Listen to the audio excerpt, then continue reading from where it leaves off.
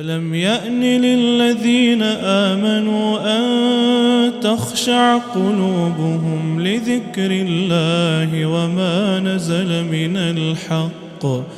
ألم يأن للذين آمنوا أن تخشع قلوبهم لذكر الله وما نزل من الحق ولا يكونوا كالذين أوتوا الكتاب من قبل فطال عليهم الأمد فقست قلوبهم وكثير منهم فاسقون اعلموا أن الله يحيي الأرض بعد موتها قد بينا لكم الآيات لعلكم تعقلون إن المصدقين والمصدقات وأقرضوا الله قرضا حسنا يضاعف لهم ولهم أجر كريم والذين آمنوا بالله ورسله أولئك هم الصديقون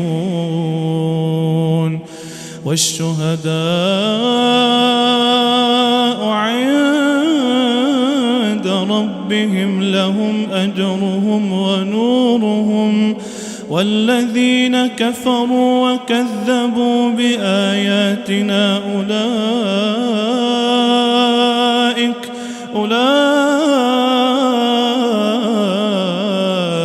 أصحاب الجحيم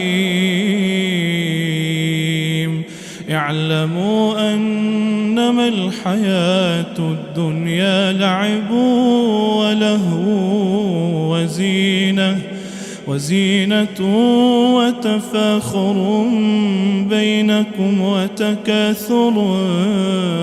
في الأموال والأولاد كمثل غيث أعجب الكفار نباته ثم يهيج فتراه مصفرا ثم يكون حطاما وفي الآخرة عذاب شديد ومغفرة من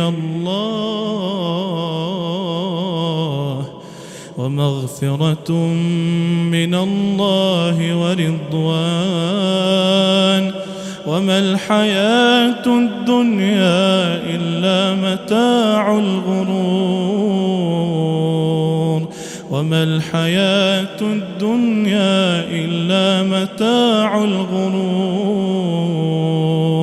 سابقوا إلى مغفرة من ربكم وجنة عرضها كعرض السماء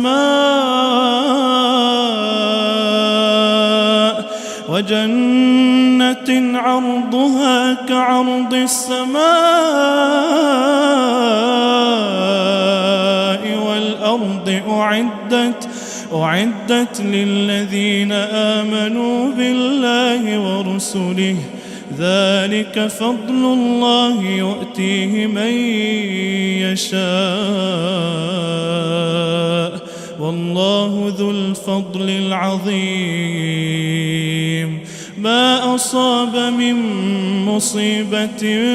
في الأرض ولا في أنفسكم إلا في كتاب من قبل أن نبرأها إن ذلك على الله يسير لكي لا تأسوا على ما فاتكم ولا تفرحوا بما آتاكم والله لا يحب كل مختال فخور الذين يبخلون ويأمرون الناس بالبخل ومن يتول فإن الله هو الغني الحميد.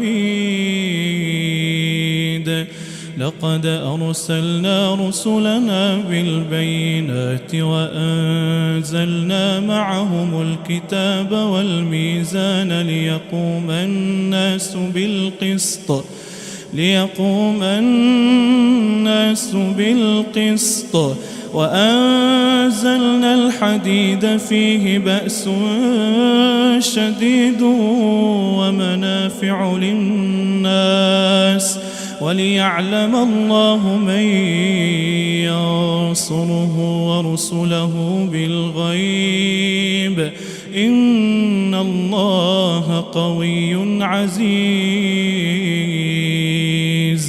ولقد أرسلنا نوحا وإبراهيم وجعلنا في ذريتهما النبوة والكتاب فمنهم مهتد وكثير منهم فاسقون. ثم قفينا على آثارهم برسلنا وقفينا بعيسى ابن مريم وآتيناه الإنجيل وجعلنا في قلوب الذين اتبعوه رأفة ورحمة ورهبانية ابتدعوها ما كتبناها عليهم إلا ابتغاء رضوان الله فما رعوها حق رعايتها فآتينا الذين آمنوا منهم أجرهم وكثير منهم فاسقون. يا أيها الذين آمنوا اتقوا الله وآمنوا برسوله يؤتكم كفلين من رحمته ويجعل لكم نورا تمشون به ويغفر لكم والله غفور رحيم. لئلا يعلم أهل الكتاب ألا يقدرون على شيء من فضل الله وأن الفضل بيد الله يؤتيه من يشاء